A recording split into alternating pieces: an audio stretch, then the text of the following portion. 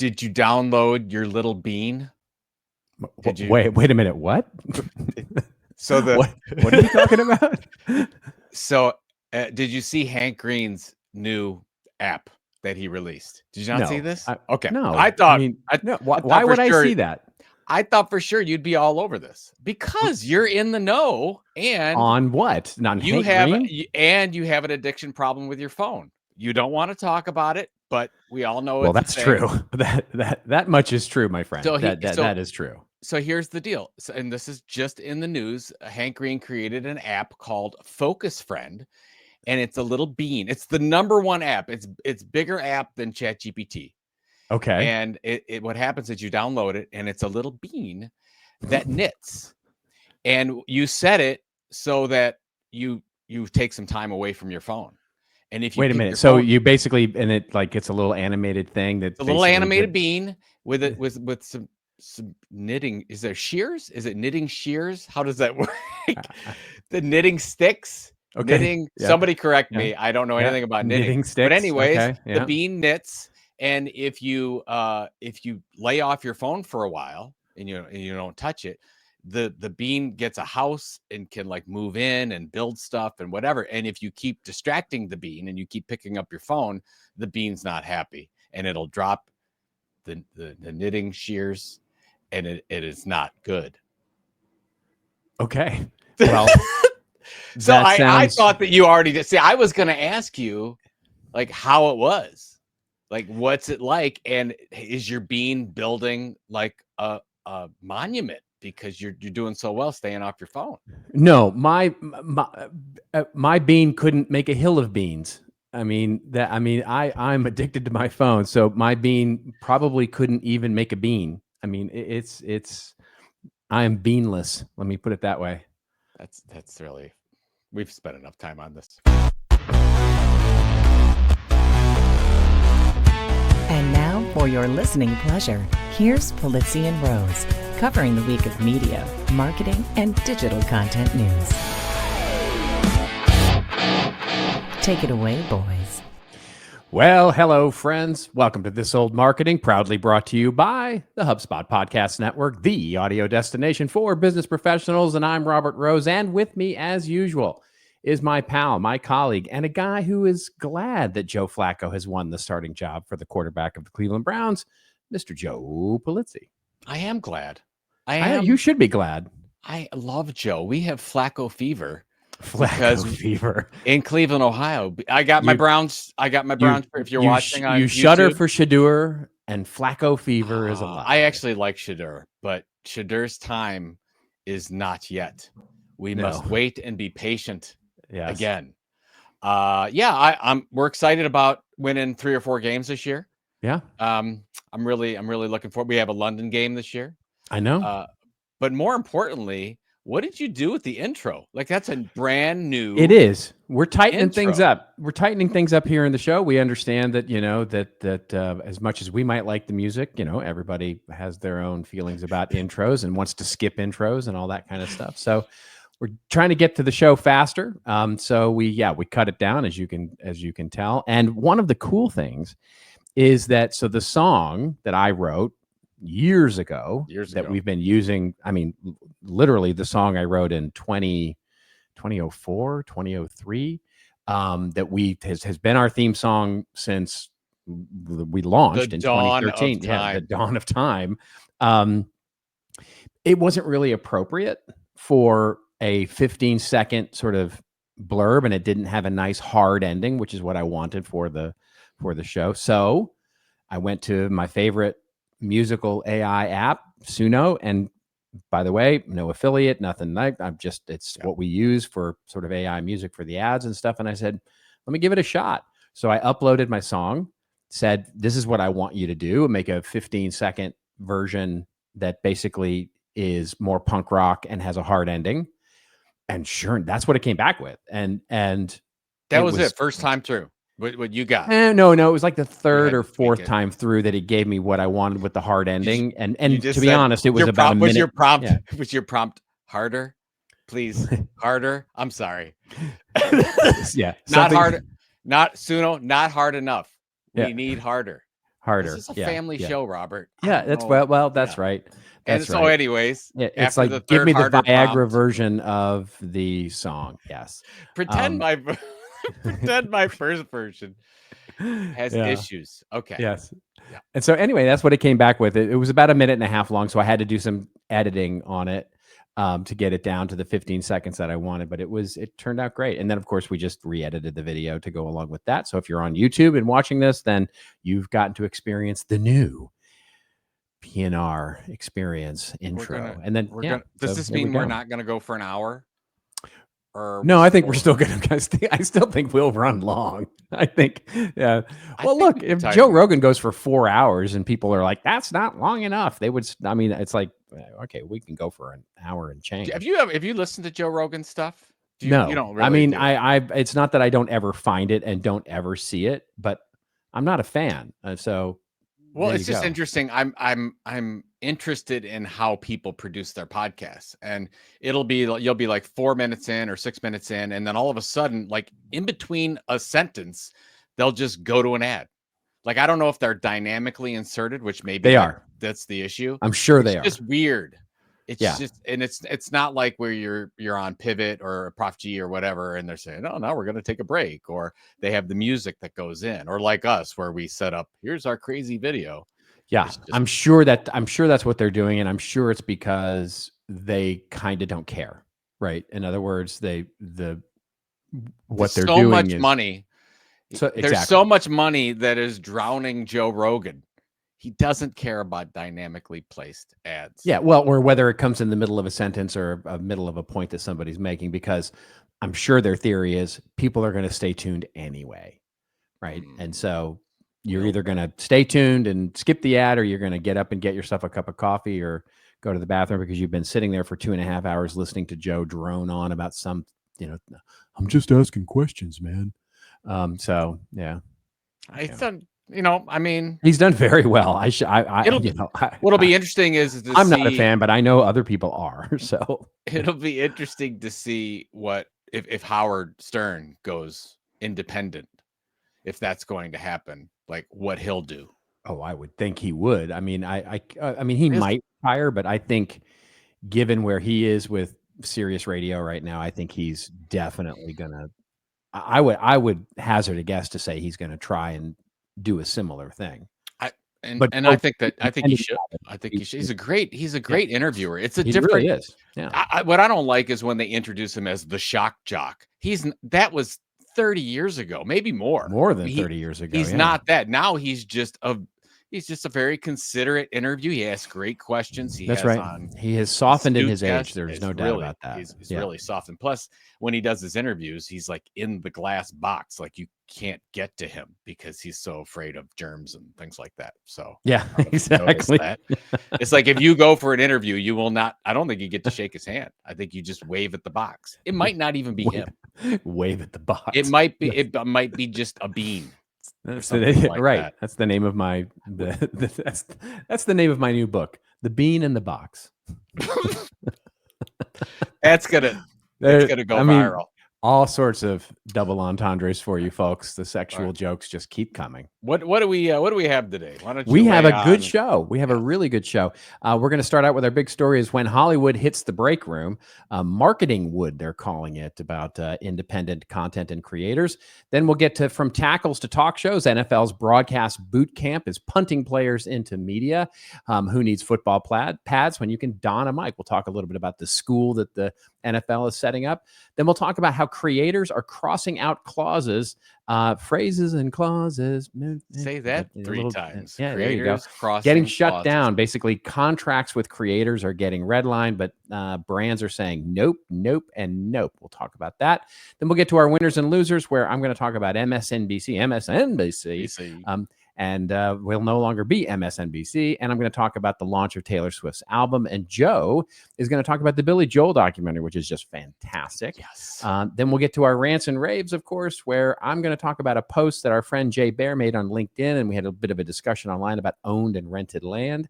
And Joe is going to talk about, I know this is going to come as a shock, print. Don't call it a comeback, but it is a comeback. It's been here for years. I mean... Come on, LL. LL is the best. LL is the LL best. is the And best. about time LL's in the Hall of Fame. Oh, that's a But great it's not point. the. That's but a it's great not- point. It's not the Rock and Roll Hall of Fame. And we talked about this. I'm Wait, in what? Ohio. It wouldn't There be? is no. It is the Rock and Roll Hall of Fame, but it's all music. Like there's country. I mean, Dolly Parton just got Right. in. I mean, Of course. Yeah. They don't. Oh, I see what you're saying. It's the music Hall of Fame now.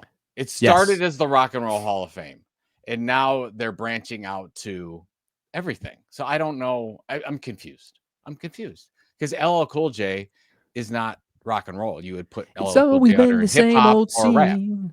There's So. a new sound in town, but you can't hang around with the story in the magazine. You got that pretty close. Ooh, it's Baby, it's you ever seen. Yeah,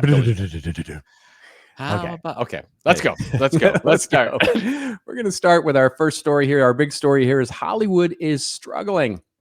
Marketing Wood, however, is hiring. That comes the headline from Morning Brew, which is basically opens up and talks about a number of new things that are happening in the world of, well, we would call it content marketing, but others might call it something else. Roomies, as it says, has separate social media accounts from Bilt, and the series hasn't mentioned the credit card anywhere but in its bio yet. The article opens up by saying a scripted show made by payments and commerce platform may be the latest horseman of traditional entertainment's apocalypse. OMG. That is quite the lead from Molly there. Anyway, Roomies, a made-for-social media series that's written, produced, and directed by the marketing team at Bilt, has racked up 8 million views across Instagram and TikTok, according to journalist Rachel Carton. Did it fool you?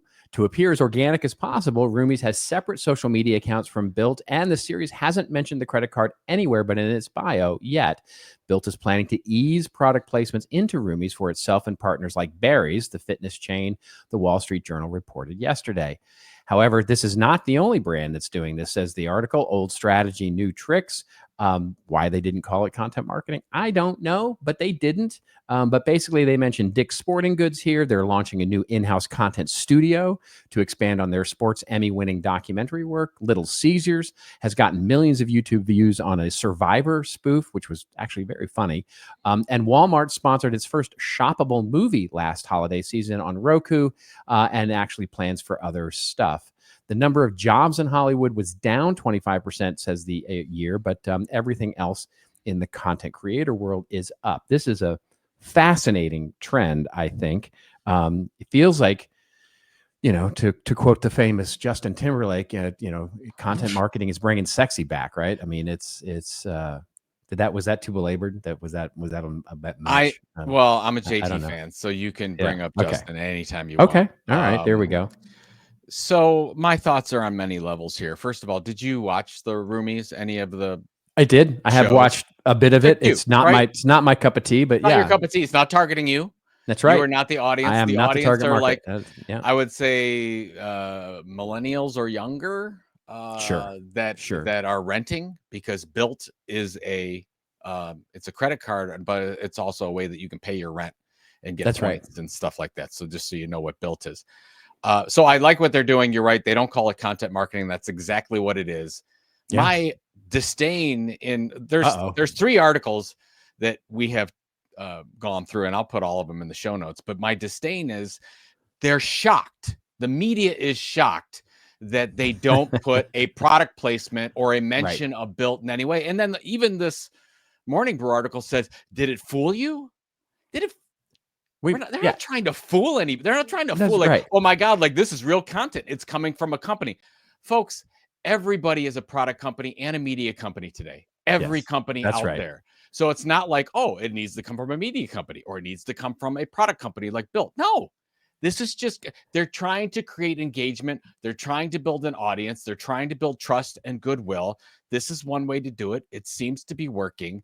By the way, if you just counted the value of the PR associated with this, if you were going like traditional, I mean, they got mentions in all the major press. Oh gosh, there's a Wall Street Journal article. There's all sorts of stuff going on here. And so, and I will guarantee you that they were made aware of those things. Like, Wall Street Journal didn't go snooping around and basically you do. I mean, but that's the thing is, and we talked about this a few episodes ago, where a lot of content marketing programs go bad is they expect the audience to show up. You have to plan for the audience through your marketing and distribution strategy up front.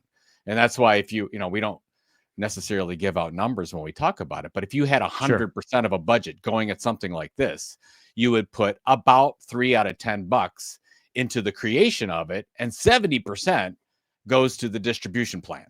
And you need to have that up front, because what happens so many times when these things go, even if the creative's good, it's silent. And then the CMO will say, well, it didn't do anything. It didn't, because that person expected, over time, we're going to see how it goes. We're going to build an audience, which is actually fine to do that if you have the time. But today with, public companies, and you've got these short attention spans of the executive team, you've got to get results pretty quickly, like this one has. 10 quick episodes. We got 8 million views. We got good PR associated with it. It'll get them into, if there is a next season, you'll be able to see this happen.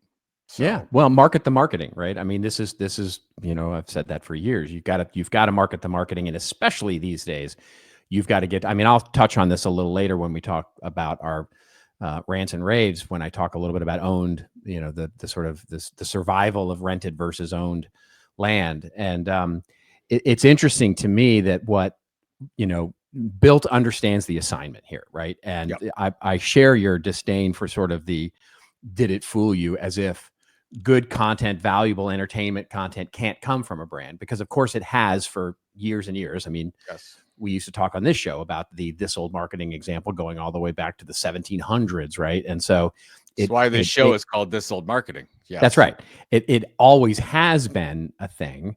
And the interesting thing is that the journalism part of this, the sort of by phrasing it as "did it fool you," or and the Wall Street Journal headline is similarly sort of in a "did it," there's "did it fool you?" It came from a brand. It's like, but it has been coming from brands for a long time. Great content. It's only now that it's starting to compete with really and really compete at the same level, because they talked about some of the other ones, right?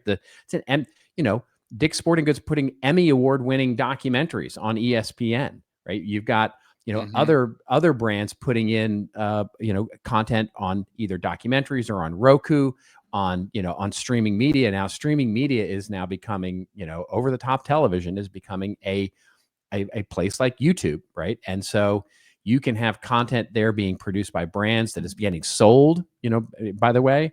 And we even talked about, didn't we talk about, I forget, did we talk about Liquid Death last week? Yeah, absolutely. Not last week, but we have. So Liquid Death and their sort of their move into, I talked about it in my newsletter for sure, which is Liquid Death is now, the VP of marketing at Liquid Death was talking about how they have 73 other brands looking to do paid collaborations with them, because they're so good at creating all this weird viral content that they create. And they're doing like weird and super fun and really useful collaborations with brands like Depends Diapers and Lasix and, all this kind of stuff, where they're doing these really cool, interesting collaborations, and they're getting money for that. And that's when we talked about content marketing and a brand acting and owning like a media company. This is the thing, right? Where brands themselves become so influential that they become the influencers, they become the creator of content. And so that's the really cool thing here. And I think it's in a world of AI, original content, going deep into building shows, going deep into building great content and distributing it well across social media, et cetera, is the new strategy. And separate content really brand, mind you. And for sure. It's not built social media accounts. It's Roomies. I think it's Roomies or whatever they do. So it's a separate content brand. They created their own show. The one thing I wish I think it was the Wall Street Journal article, but they were the content director for Bilt was talking about this. I wish you would have said, we may not ever talk about the brand. We probably won't. Like, it's expected that you build this relationship, and then at some point you're going to slip in. That's by Bilt. Hey, buy the credit card.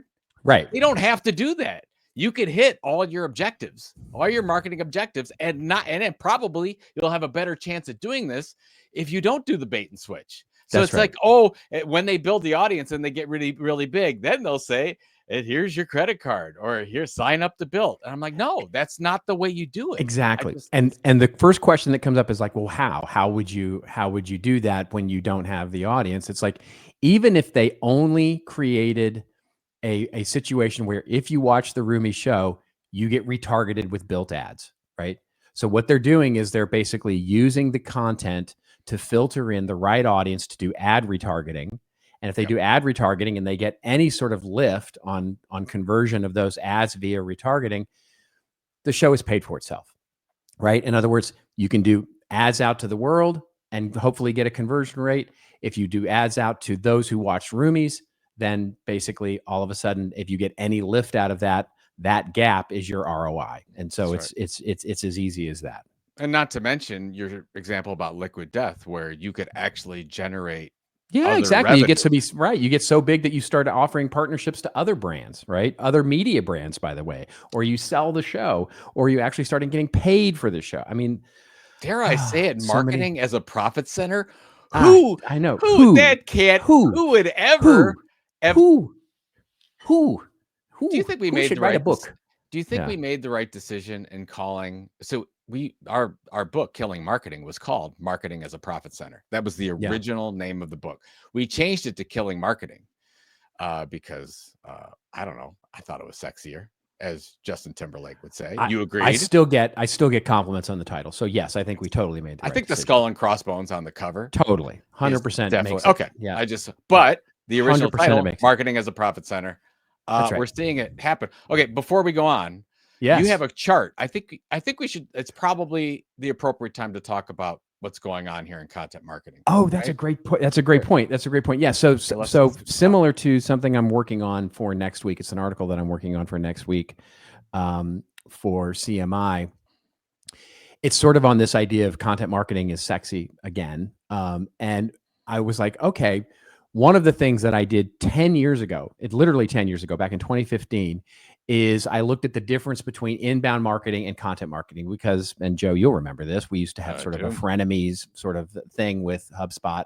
And sort of, it was like a little bit of a competition over inbound marketing versus content marketing because they were kind of saying the same thing as we were, and we were kind of saying the same thing as they were. And we would argue about the differences and all that kind of stuff. And so clearly they're different now because HubSpot has sort of expanded the definition of inbound marketing to be, really the entirety because they got into CRM and they got into all sorts of things. It's really the entirety. They made it content marketing. They changed the definition of inbound to content marketing. That's right. That's right. And mostly it's about buying, right? It's about getting customers to buy because that's their sort of focus now, their marketing cloud and all the things that they're doing.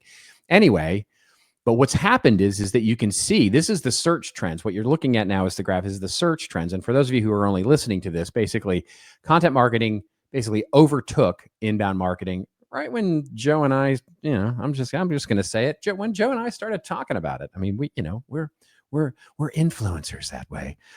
Anyway, but basically it overtook it right around the 2011 timeframe and has never looked back. I mean, basically you've seen content marketing continue as a search trend to go up and up and up and up and up. And now, and the gap, and basically inbound marketing stayed flat. Yeah. And so what we see there though, is if you I don't have a graph of this, but basically if you zoom into the last year and a half, we've seen a big spike. We've seen a big spike in content marketing as a term. And I think that's really folks recognizing that things like snackable content, whole things like just answering FAQs, the sort of commoditized content that we've been talking about, you've got to go deep. You've got to get human level quality. You've got to create shows. You've got to create depth education, community. That's the sort of content strategy these days, which is content marketing writ large. And I think that's why we're seeing it come back in such a big way. And these brands are showing that this is the way, right? This is the way forward, is going deep on really valuable and heavily invested shows and distribution.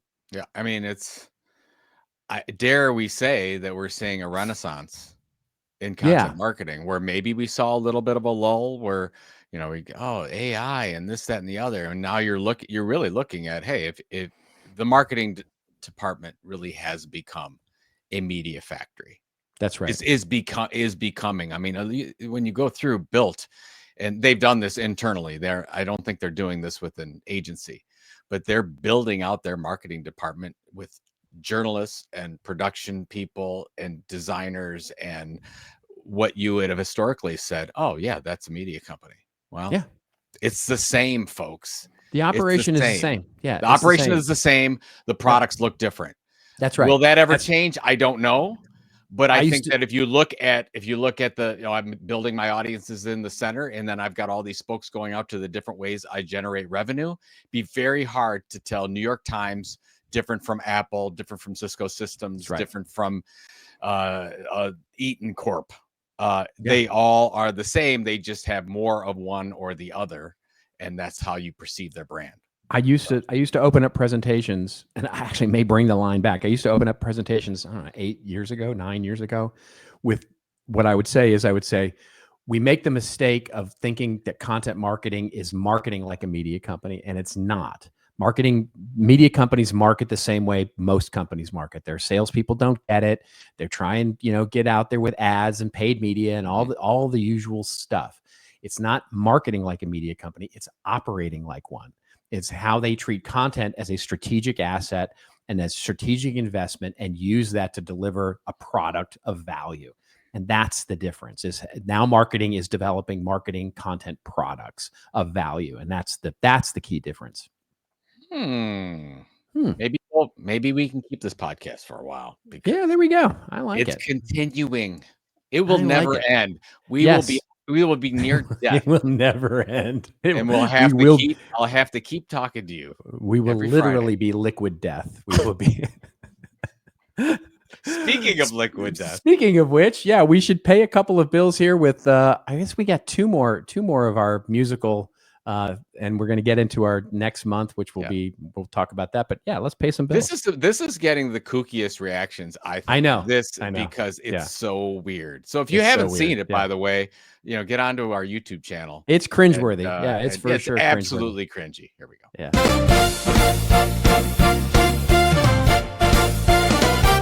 I had a dream. It had microphones, a budget of zilch, and a box full of scones. We hit record, no clue what we'd say, but Joe showed up, so we made it a play. We had heart, we had brains, we had takes that were spicy. We were running on caffeine and vibes, not precisely what you call a business model. But hey, we were rebels with sponsors, a Venmo away. Then came the bills like a tragic refrain. Web hosting gear, a subscription to Grain. Our dreams were intact, but the check-in was tense, so we gave in to ads with a bit of pretense. We're just paying the bills with harmonized frills. We sold just enough to keep chasing the thrills. And if you hear us pitch socks while we sing in our cry, that's the sound of the hustle. Paying the bills. Yes, paying the bills.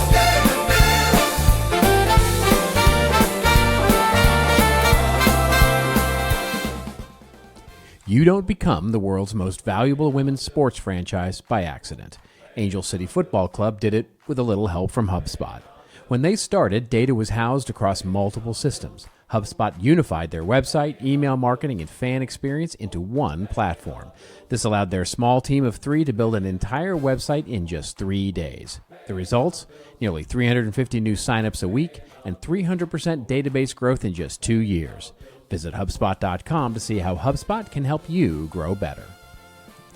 Are you looking for a new podcast to evangelize? Well, let me tell you about The Sales Evangelist, hosted by Donald Kelly, and it's brought to you by the HubSpot Podcast Network.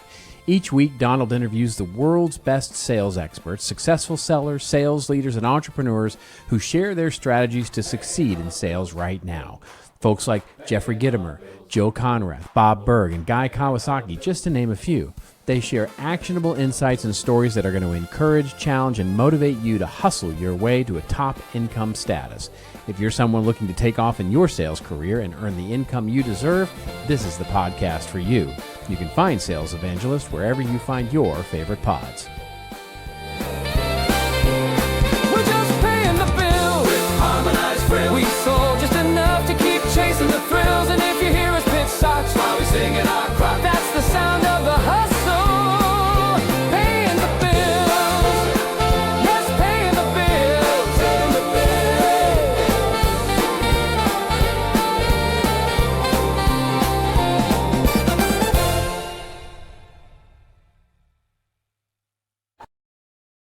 That's gold, Jerry. That's gold. I didn't know. I think I said that last section of you look like Frodo. Now you're like, it's kind of like Uncle Morty.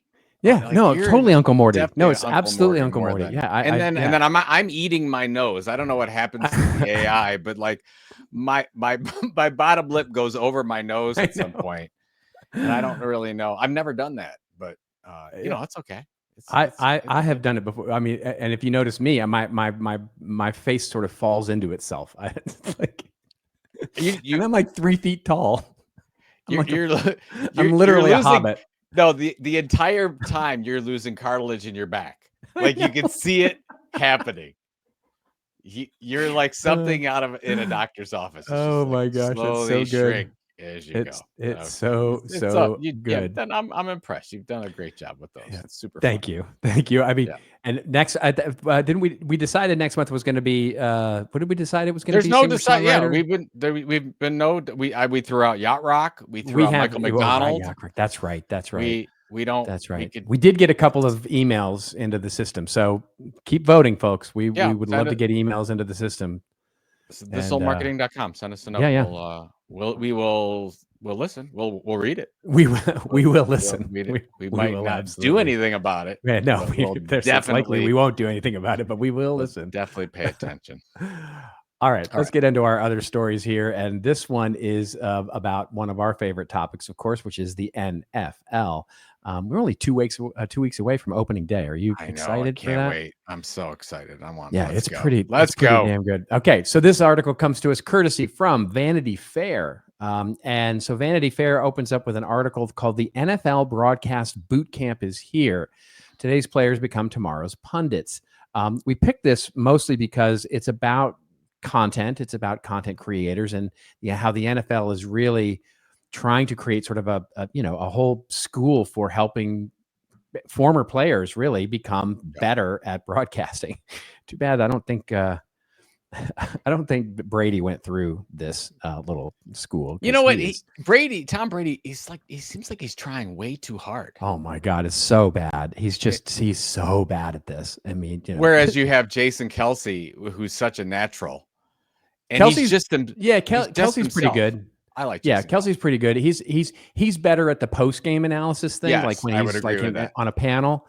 Of course, the best at this right now, the best former player I think that is calling games. Oh, I wonder who you're gonna say. Who could it be?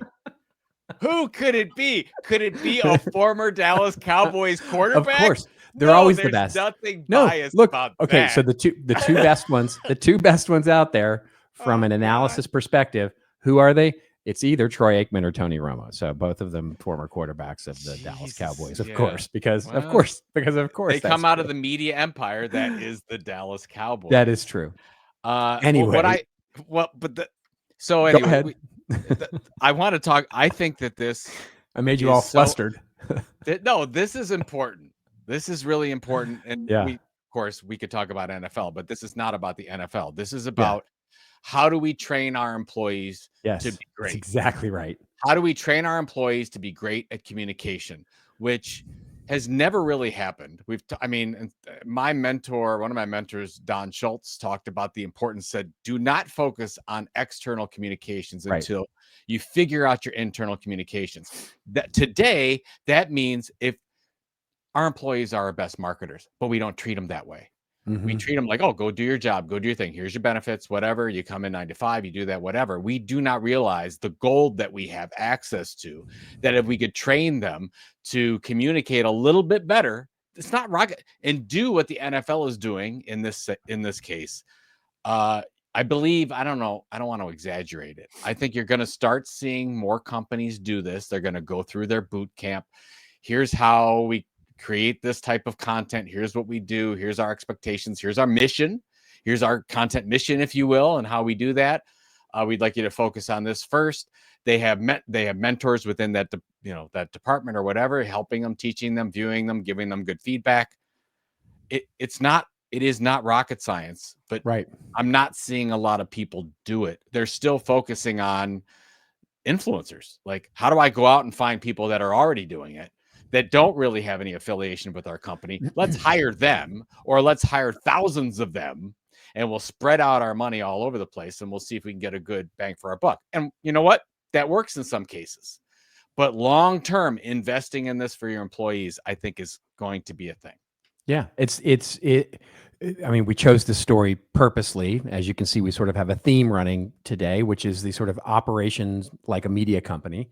And this is a media company operating as, no one is surprised that the NFL has a broadcast boot camp, right? It's like, it's a wholly unsurprising thing when you see the story. You go, well, of course they do, right? They need to train their people to be great broadcasters, because that's the way NFL makes their money, is by having great broadcast talent available to the networks, et cetera, et cetera.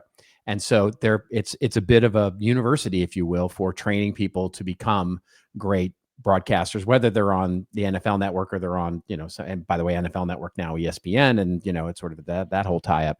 And so, but what it says to me is exactly what you just said, which is our investment. We've talked at length on this show about the investment that we need to make in our employees as much as we make in external influencers, to turn our employees into influencers, evangelists, basically camera ready folks, to the extent that they want to be. Now, there's a whole, I've talked about this, how we do it. We have a workshop on this. We talk about this all the time, which is, you're not forcing these people to become this way. You're sort of helping them understand as part of their career why this is important, not only to their careers as sort of just marketers, communicators, or whatever it is they're sort of pursuing in life, but also to the brand, right? It's a win-win for both of them. Yep. Not forcing them to do it, but basically encouraging them and providing the training, providing the ability to move them through this process in a smart way, helping them become savvy about it, helping them become better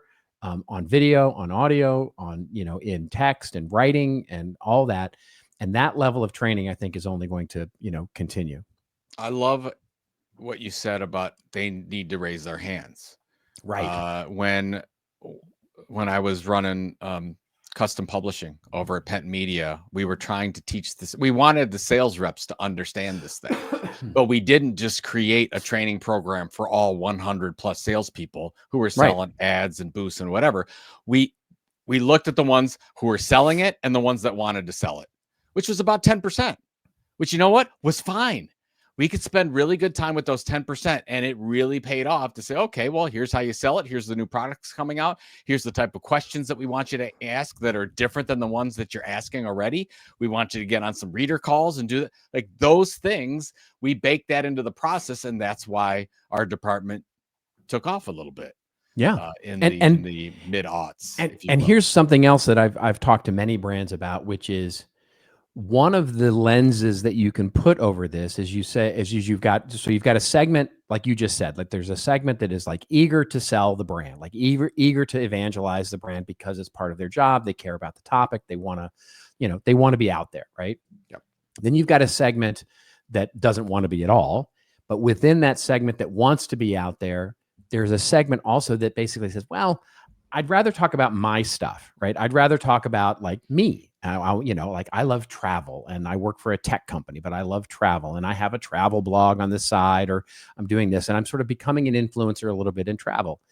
And it's like, that's where you work with the brand to say, great, while you're here, can you also help us, and can you help yourself can we figure out a lens and a story for you to bring travel to the story, right? To bring your personal lens to our brand. So we don't want you to stop talking about travel. What we want you to do is occasionally basically help us amplify a message or get out there and tell a story, but tell it through your lens. And let's figure out a way to do that and take the time and the care to actually figure out how those employees can help you and still talk about the things that they want to talk about.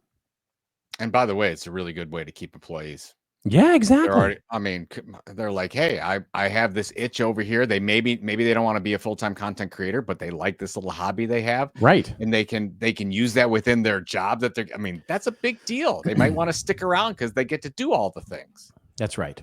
That's right. That's exactly right. I mean, you can look at, I mean, so, but one of our friends for a long time, Heike Young, is doing exactly this for Microsoft, right? So she's out there. She's got an amazing TikTok channel that talks about not technology.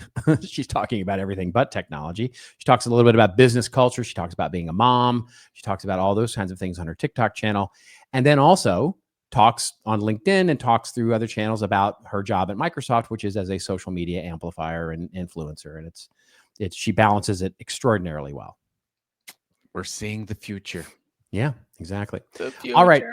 Let's get to our next story here, which is Redline, red flag. Creators are crossing out clauses. No, adverb, found phrases and clauses. You remember that from the Schoolhouse Rock? Yeah, I do. Absolutely.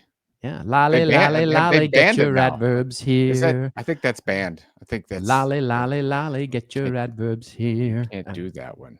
Yeah. I'm just a bill. Yeah. Okay. Oh, I'm only a bill. All right. We probably can't get into politics. Okay. No, now you did it. I know. Now you did it. I hit the buzzword. You screwed up the whole algorithm. Okay. Anyway, this story coming to us courtesy of Marketing Brew. Marketing Brew a little on fire this week. The headline here, talent managers are reading the fine print in creator contracts. They can't always change it. Limits on contract redlining are growing as influencer marketing budgets expand, and talent managers say it's causing friction. Ooh, there's that valid friction in the negotiating process. The article opens up by saying, Johanna Voss wants to know why redlining is a problem. Voss, a talent manager, regularly negotiates with brands and agencies on behalf of her influencer clients.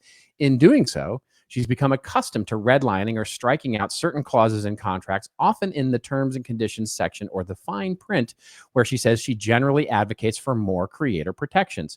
According to Voss, it's crucial for talent managers to be able to redline the terms and conditions, and she has to often redline contracts to reflect discussions that were part of the negotiation process she went through with the brand or the agency involved. But what was once a regular course of business is now getting pushback. Instead of being able to redline contracts like usual, Voss said she has recently been sent contracts to review after negotiations with language that Voss can't redline. The brand gets everything, Voss told Marketing Brew. There's zero protection of the creator, and I've had about 4 or 5 deals come over in the past couple of weeks where they send the agreements and they're like, oh, we can't redline any terms and conditions. And then it goes on to say that this person isn't alone, that terms and conditions is coming back. And I definitely have a take on this. I would. Oh, go ahead. I'd love to hear your take. Go ahead. So I have personally, as a individual and a business and a consulting, bigger brands, bigger organizations are still working on antique contracts for independent contractors. None of them really have good contracts for this kind of relationship with an influencer or content creator. Most of them if you get hired as an influencer, if you're working off of their paper, which you often are, if it's a big brand, you're basically getting an independent contractor agreement, full stop, right? Which basically says we own everything you do, anything coming up under this contract, we own the IP on. You can, it's very much a work for hire type of agreement that you're getting. And, you go through it and go, half of this isn't relevant, right? Half of this isn't really relevant to our relationship at all. Half of it isn't actually, the other half, I should say, is relevant, but is so draconian that you just can't, you can't agree to it, right? And so you end up going through a lot of thrash simply because companies haven't gone to the effort to create these specific types of contracts. And all kind, and again, coming back to our sort of the theme of the show, this gets to operating like a media company. This is where these brands need to start looking at the kinds of contracts that actors engage with, that directors, writers, content creators engage with media brands, which, by the way, are just as draconian, and just as sort of, hard to get through, but are appropriate for the kind of relationship that you're actually setting up. They spell out things like usage rights. They spell out things like how you're going to use AI in the future. They spell out things like what your particular, responsibilities are as a creator, and where your sort of responsibilities end, what you're allowed to do, what you're not allowed to do, all the kinds of things that part of a media contract. And I'll just end it with saying, I literally just went through this with a content creation and training contract that I went through with a giant big brand that you would know the name of. And they sent me the agreement, and halfway through the agreement was their big, IP and rights. And it was very much like they were hiring a web designer, right? They basically said, anything you do, any content you create, any content you come in and perform belongs to us. And it was like, no, I'm doing training for you. I'm doing content, original content for you. It's your original content. That's my IP. And so I ended up, we ended up talking to their lawyers, and basically them going, yeah, you're right, and striking it out. And they had no issue with me striking it out. But I had to go through the extra trouble of actually crafting new language. And this is me, a little old me, crafting legal language for a Fortune 100 company. And that's not the way this should work at all. No, I mean, it's not. But if they're working, as the article talks about, if a big company is going in after 1,000 to 2,500, they don't want all the custom deals. To your point, they should have a better base document. My recommendation would be, and we've done this with our speaking, right? You'll have somebody that says, here's our speaking agreement, and it's terrible. It's usually terrible. We want to actually lead with, here's my speaking agreement. So as a speaker, as a creator, whatever the case is, influencer, you should get your own agreement in order. That's right. And then what happens is, when they send you the really crappy draconian agreement, you MSA, can say, the sort of the master services agreement is usually what it's called. Yeah. Here's mine, and this work this into the scope of work and get rid of these two clauses and whatever. But my number one thing would be, if you are getting in a lot of these deals, you should have a lawyer help you. That's right. Yeah. And so, and that's everyone. That's the number one thing when you start your own business. Like, you really need a lawyer you trust that knows these things. So, well, that's the thing, is like, I understand why businesses don't want to negotiate these things one off, right? Because if you're a big brand and you're making these deals with 10, 20, 30, 100 different content creators and influencers, you don't want 10 or 20 or 100 different versions of a contract running around, right? That's right. That's exactly the incentive for you to create a master services agreement that's that's appropriate for this level. So it's like, lawyers, earn your job, right? And go create these new types of agreements for your marketing teams who need these kinds of agreements, and stop just sort of trying to rely on the classic independent contractor agreement for these types of things, because they're inadequate. And that's the business case for this. Otherwise, you're going to see the reverse happen, which is, already starting to happen, which is you've got creators folding themselves up under bigger influencer agencies, et cetera, where they make an agreement with the agency, and then the agency has, a negotiating. And so that's the alternative, right? Is that you engage with an agency on one contract that covers many of their clients, but then that doesn't give you great choice, right? That doesn't give you the sort of choice to get into very specific individuals that you might want to make a contract with. Always moves last. We just talked about the beginning of the show. I mean, how long have we been talking about content marketing? And it seems like maybe now it's happening. That's right. Probably not, but I think it is. Right. But probably not. But then the legal profession. Sorry, legal profession. Yeah. No, they way later.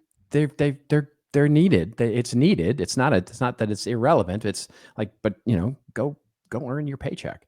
Figure this out. Yeah. Before ChatGPT, let's get to our winners out of existence. Yeah. Let's get to our winners and losers section here, where Joe and I pick a winner from the last week of marketing, or a loser, big old loser from the last week of marketing. And I think we all have winners. We both have winners this week. No, it can't be. Yeah, I think we do. Let me go first. I'm going to go first here. Because I have two quick ones. which is the first is that there was an announcement from again in Morning Brew here. Basically, MSNBC will no longer be MSNBC. It is now changing its name. We do have an article for the show notes to be able to take you through this. But basically, it's going to change its name, and it's going to call itself MS Now. Which I love the way that the writer sort of put this as like, which does not stand for Maddow Supplies Nightly Opinionated Wisdom. I love that. But rather my source for news, opinion, and the world. Oh boy. I mean, and this is a winner. This is a winner. It's a winner because I love the fact that it's rebranding, and I don't care that it's MS Now. I would have lost the MS part of this and kept the NBC part, but MS Now, they're trying to, I think, establish a bit of independence. I would not be surprised if this is the first step in sort of let's call it maybe a spinoff, like a way to get out from underneath the NBC. Absolutely happening. Yes. So that would not surprise me and become a little bit of an independent network here. But anyway, so I think it's a winner for that reason, right? The brand. I don't love the fact that it's my source for news, opinion in the world. I don't think they needed to come up with an acronym, but yes. Okay, they did. But anyway, this, I think it's a winner for the rebrand. I think it's a smart move because they're sort of disassociating themselves with MSNBC, becoming a little bit more independent, really revamping the brand around this. And I think that's a winner. My second winner is, of course, the Queen, Taylor Swift. Her new album launch has been nothing short of a masterclass in modern marketing. How she teased it, hinted at it, created assets for it, created content for it, got on the podcast with her boyfriend, got, just a masterclass. And then in the product marketing piece of it, what's kind of tipped me over the edge to sort of masterclass is the fact that she's also, in addition to doing vinyl and in addition to doing streaming and all the things that you normally do with all of this, she's going to be creating a cassette. So I have every anticipation that there's a partnership with, because cassettes, apparently, I went out and looked at this up. Cassettes are now becoming a thing again with the younger audiences, with Gen Z and younger millennials. It's people going out and buying cassettes again because it's sort of a nostalgia, going back to your prediction from December of last year, but also because it's a way to sort of get out of the algorithm of content. So cassettes are coming back. I would be very, very unsurprised if there was a hardware partnership coming soon with cassettes that was basically says there's a special cassette player, Taylor Swift style, pink or orange in her case, with that is plays. It's her orange. cassettes. I'm buying it. Absolutely. Of course. Right. It's so good. And all of the integrated marketing, all of the integrated launch, there was no, it wasn't about AI and it wasn't about this and it wasn't about that. And then she got the bandwagon of every brand sort of reposting their profile pictures with orange behind it. And it's just so good. She just watch what she's doing from a product launch standpoint. It's just a masterclass. So big winner for Taylor Swift this week. I think it says a lot that I know it's, her boyfriend's podcast and all, but to launch everything and to announce everything on a podcast versus having the traditional big TV media buy interview, like big TV buy, I think says a lot. And because she's doing it, you're just going to see a lot of until you get tired of it, you're going to see more and more of these podcast things happen. Oh, we're announcing this big announcement here on podcasts. So crazy. Good stuff. Yeah. There you go. How about you? Mine's very, very brief here. I'll throw this up here so you can see it. But you and I believe you were a big fan of the Billy Joel documentary. A huge fan. I loved it. It was so good. I thought it was tremendous. You're obviously seeing a lot of documentaries come out. I saw the Led Zeppelin one. Yeah. I saw the Yacht Rock one. This one leaves those in the dust. Oh, for sure. Maybe because not only just the storytelling and the arc that they had with the 2 episodes, but they have had so much documentation over. You go back to the beginning when he was with the Hassles and all the way to now. So much really good information. The reason why I'm bringing it up is what we can learn from this, as if you want to call it, I think you would say it's a tentpole piece, if you will. Releasing the documentary. I think I wrote down some of these stats here. Album sales for Billy Joel since the documentary up 80%. Yeah, amazing. Individual downloads, song downloads up 356%. That's just from releasing the documentary, folks. That's marketing.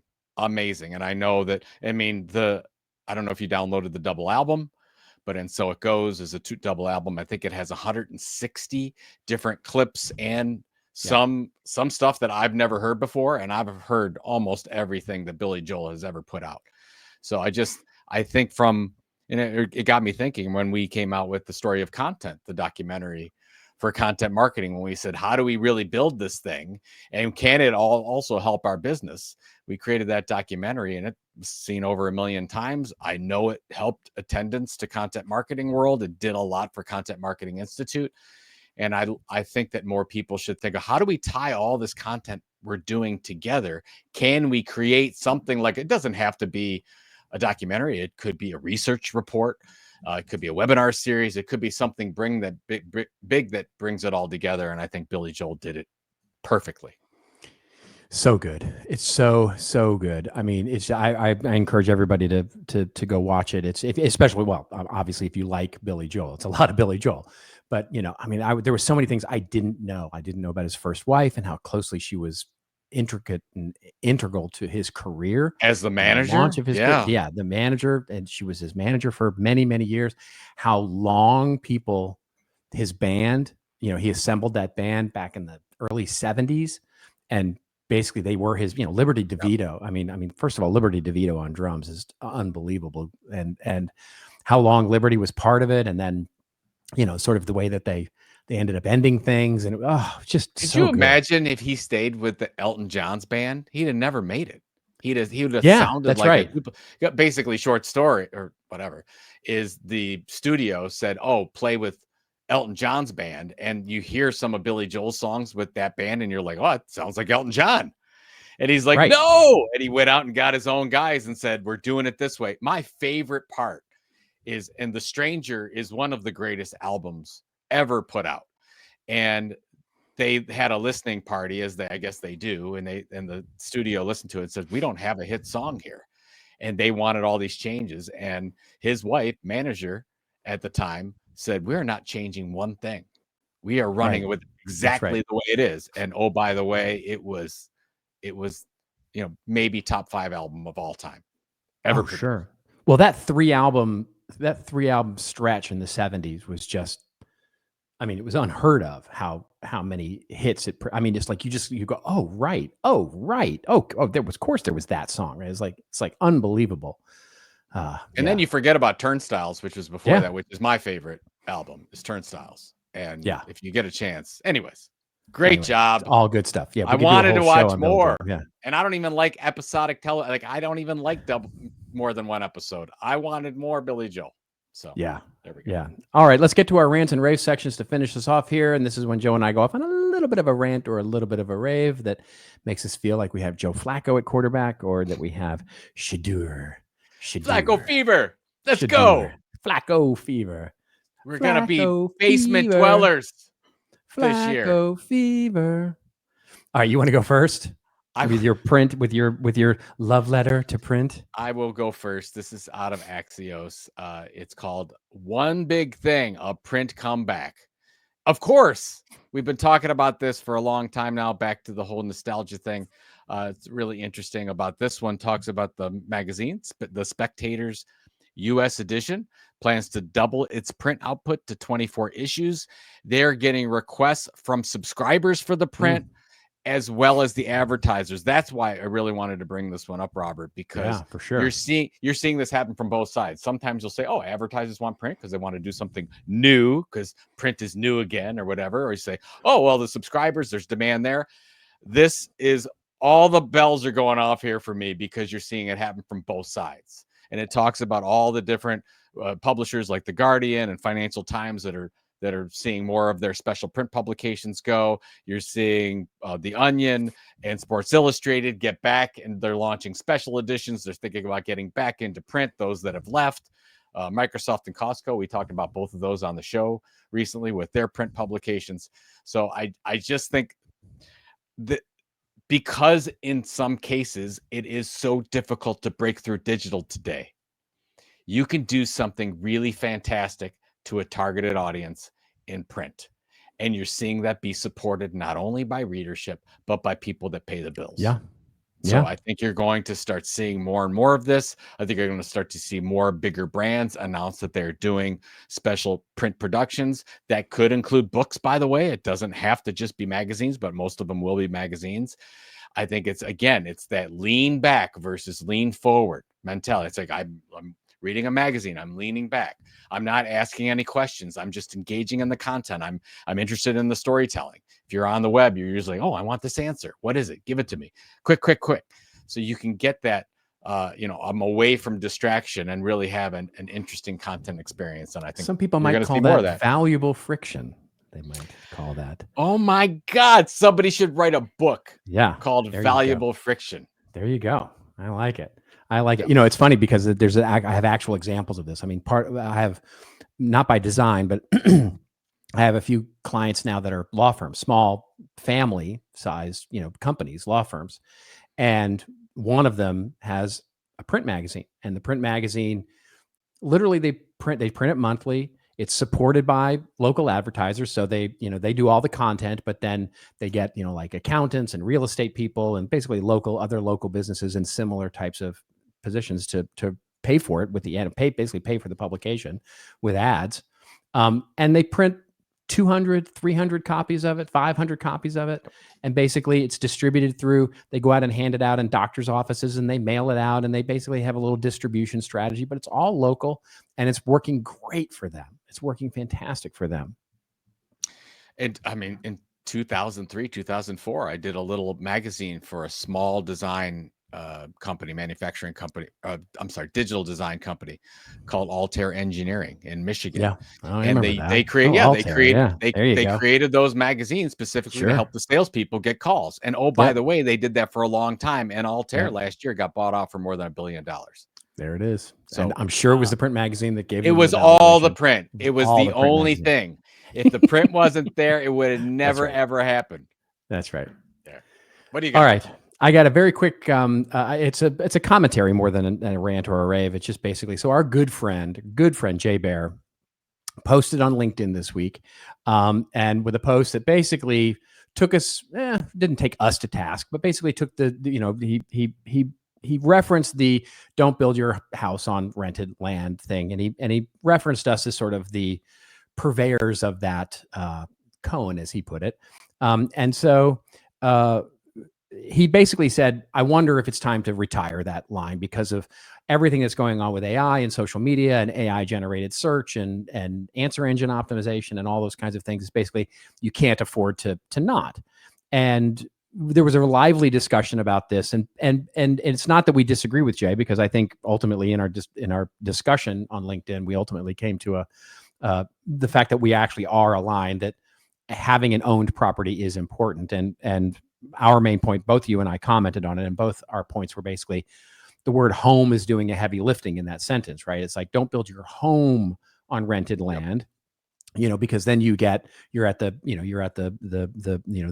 basically the pleasure of whatever platform you build your home on, and your home can disappear tomorrow. And so we talked about that, and basically you need a place where you can build your addressable audience. You need a place where you can build that. And it got me to thinking, and I went down a rabbit hole, and I'm actually writing a full article for CMI next week on this whole thing, because it did get me to thinking, like, well, has this idea really evolved in the last 10 years? And I think it has. And I think what Jay is saying, and I agree with this, and it's really, is that the definition of owned media has begun to expand a bit. So we used to sort of maybe lean a little too heavily on the idea of owned media being the platform, right? Whether it's your website, your newsletter, your whatever it is, right? And so while that's still extraordinarily important, and you have to have an owned media platform to actually build your audience and build that relationship with your customers and have that ability to reach them directly and do all of that, all the things that we've talked about, owned media, the definition of it has expanded. So even in this show, we talked about it, right? Which is the idea of, Bilt building a show, and owned media, like literally the media itself is owned by them, right? It's their own show, their own scripted. They're basically producing it themselves. The content is owned by them. Their distribution model is mostly through rented land, right? It's mostly through social media, et cetera, et cetera. And I'll give you a perfect B2B example of this, of the sort of best mix of this, the integrated sort of new content marketing approach of this, if you will, which is ServiceNow just launched a new thing. Colin, the CMO there, is just a brilliant CMO. I've known him since his Salesforce days. And they've put out a new, so they've been using Idris Elba as a spokesperson for about a year now. And they have launched a new, what they call ServiceNow University. And it is a content marketing platform, an owned platform where you can go and you can sign up and you can take classes for your career. And it's all this wonderful thing. And it's an owned media content marketing platform. Then they've created this owned media, which is Office Hours with Idris Elba. And it basically is a series of videos that they promote through YouTube, they promote on social media, that is basically Idris Elba having office hours and answering questions about that, with the idea that they're pulling you into becoming a student at ServiceNow University. And that's the great mix. Use your distribution juice, use the rented land for distribution, use it to extend your content footprint, and then ultimately pull people into that relationship that want to be part of the engagement and relationship with the brand. And I think that's sort of the expanded view of what content marketing looks like these days, is building that owned media portfolio, the products, the shows, the series, and all of that, not just extending it to one platform. So that's what I wanted to sort of clarify. No, I love that example. Ultimately, we need some kind of direct connection in the end, so that our business model is not just go for all these algorithms, which we have no business model. So we want to make sure. That's exactly right. You know, we've been talking about this so long. I was actually thinking on my tombstone, I want to say, don't put my casket in a rented plot. That's what I actually think about that. That actually works really well for what we're talking about. It does. But it does. It does. I get to see you. Yeah, next week. See you in the next flesh. Week, Sunday. Be there. Monster Content Entrepreneur Expo in Cleveland, Ohio. You will be speaking. I will be speaking. I'm also hosting. Yeah, and I'm launching my book on Tuesday. You're launching your book, Valuable Friction. For those people that didn't get what we were talking about before, I'm launching my book, Burn the Playbook. We'll also be there. We'll be giving away some copies there. That'll be fun, and it's gonna be a good time. You and I both have 20-minute keynotes.